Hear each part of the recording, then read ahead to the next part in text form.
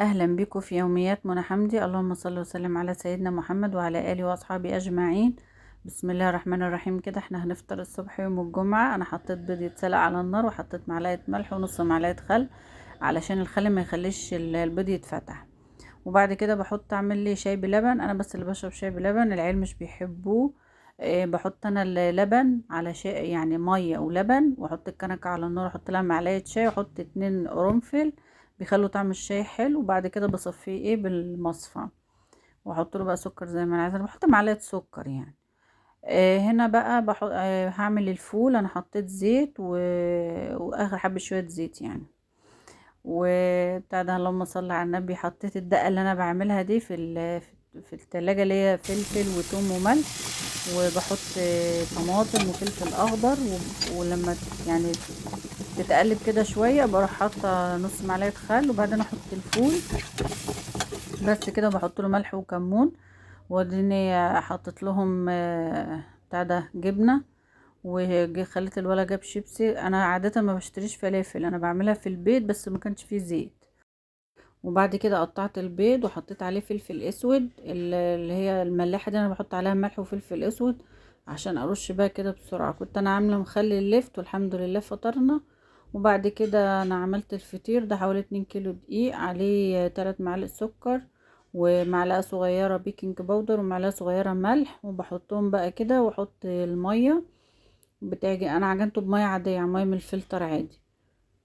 ونبتدي بقى ايه، نفضل بقى نعجن فيه. يعني نزود الاول المية شوية بشوية كده طبعا عشان كل دي غير التاني. وافضل بقى اعجن فيه لغاية ما تبقى في الاخر بالشكل ده، واغطيها ترتاح ساعة. وبعد كده عملت الشاورما، حطيت بصل والشاورما واديها بقى كده تقلبتين وشمال في يمين ويمين في شمال. وبعد كده احط بقى ملح وفلفل اسود وبابريكا وكاري.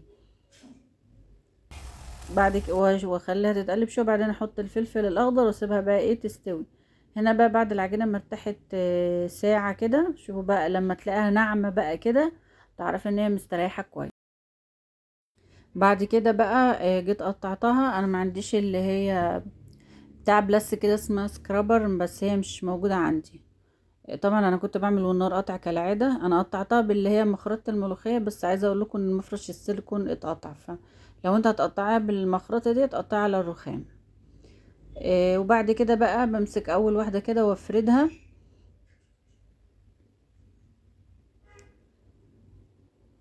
دايما اشتغل والنور قاطع، يعني احنا عندنا النور بيقطع من الساعه 2، وده بصراحه الوقت اللي انا كنت بقف اعمل فيه الاكل.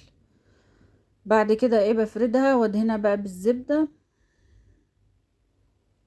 بزبده بسمنه بزبده وزيت، بس الافضل يعني الزبده او سمنه. وبعد كده بلفها رول وبقطعها بالسكينه. قطعها بقى القطعه اللي انت عايزاها. القطعه اللي انت قطعتها دي هي دي على قد الفطيره. وادي التانية برضو فردتها. مش لازم انت تفرديها قوي، يعني مش لازم تبقى رفيعه قوي، عادي لانها لسه هتتبطط تاني. وقطعت بقى ايه لغايه ما خلصت الكميه كلها. بعد ما خلصت بجيب بقى اول واحده انا عملتها وافردها تاني واحطها بقى واحط لها الزبده واقطعها كده زي الظرف. شفت انا عملتها ازاي؟ زي الظرف كده. وبعد كده هجيب بقى ايه التانية مع الاولى وكده واكمل ايه كله كده. وبعد كده بصوا بقى هتلاقي فيه زي فقاقيع كده، معنى كده ان العجينة حلوة ومش بتتقطع كمان. هنفردها بقى كده ونحشي بقى الشاورما اللي انا عملتها دي. طبعا انا سبتها لما بردت. وانا بقى بعملها، انا عادة بعمل كله كده زي السندوتش كده. بروح بقى تانية على بعضها كده وعاملاها بالشوكة او عاملاها بايدي من على الحروف. وادي واحدة كمان اهو. بتفرديها بقى تاني وتروحي حاطه الحشوه بس وخلاص وتركنيها. وهنا بقى ديت انا كنت عملت شويه مهلبيه، كوبايه لبن وكوبايه نشا ومعلقه سكر ومعلقتين نشا وعملتها بقى زيها برضو بالظبط زي الساندوتش كده. وادي واحده كمان.